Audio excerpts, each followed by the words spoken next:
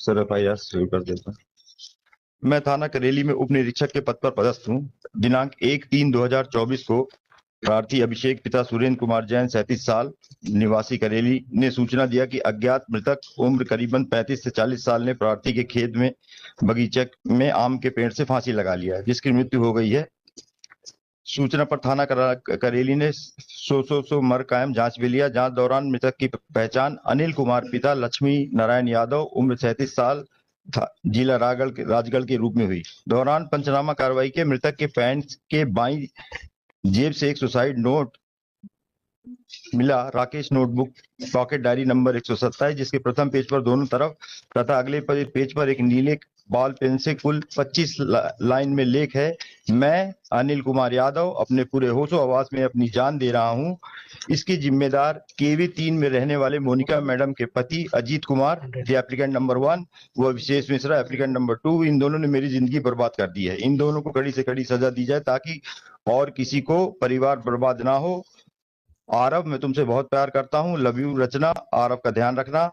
Bye पापा। रचना, हो सके तो मुझे माफ कर देना। हस्ताक्षर अस्पष्ट। 1/3/2024। अन्य शेष रिस्ट कोरे हैं। सुसाइड नोट को समझ गवाह के जब्त किया। मर्ग जांच के दौरान मृतक की पत्नी रचना यादव, मनोज यादव, माखन यादव के कथन लेख किए गए, जिन्होंने अपने कथनों में अजीत कुमार एवं विशेष मिश्रा द्वारा अनिल कुमार यादव को पैसे के लेन देन को लेकर प्रताड़ित परेशान करना, उनकी वजह से जीवन और पैसा बर्बाद करना लिख कराया है।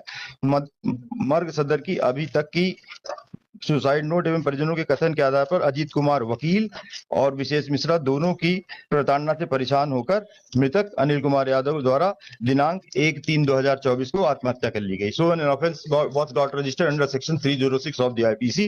The present applicants were arrested and later on this honorable court was pleased to grant them bail, relying on the fact that there are numerous judgments of the Supreme Court and High Court that merely demand of the money lent does not constitute the ingredients of section 107 and section 306 of IPC is not made out.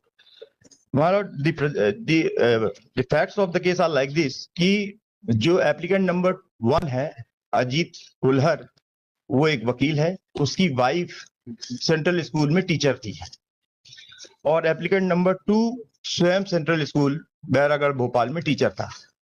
Deceased भी central school Bairagarh में teacher था।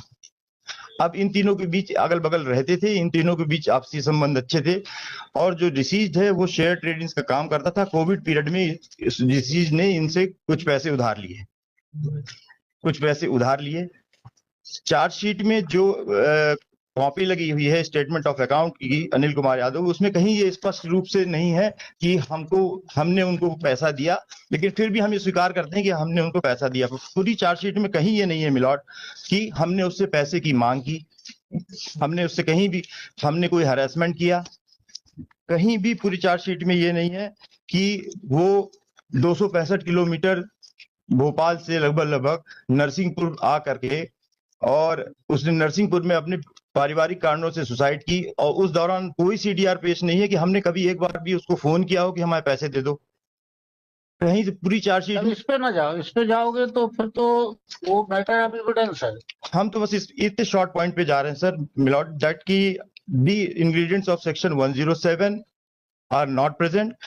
There are direct judgments of this on this issue of the Supreme Court. The most reliable judgment is Sanju alias Sanjay Singh Segar versus State of MP, reported in 2002-5 SCC 371. And if my lords see my annexures, I have annexed not less than 8 judgments of Supreme Court as well as our own High Court, in which the cases of 306 has been quashed. दे दीजिए। I have annexed annexure A3 my lord. तो पूरे लगे हुए हैं A6 से पूरे judgement लगे हुए हैं। तो और इसमें एफआईआर भी सर 1 महीने बाद होती है। पुलिस ने इनको बहुत अप्रोच किया। कोई मतलब नहीं। हाँ,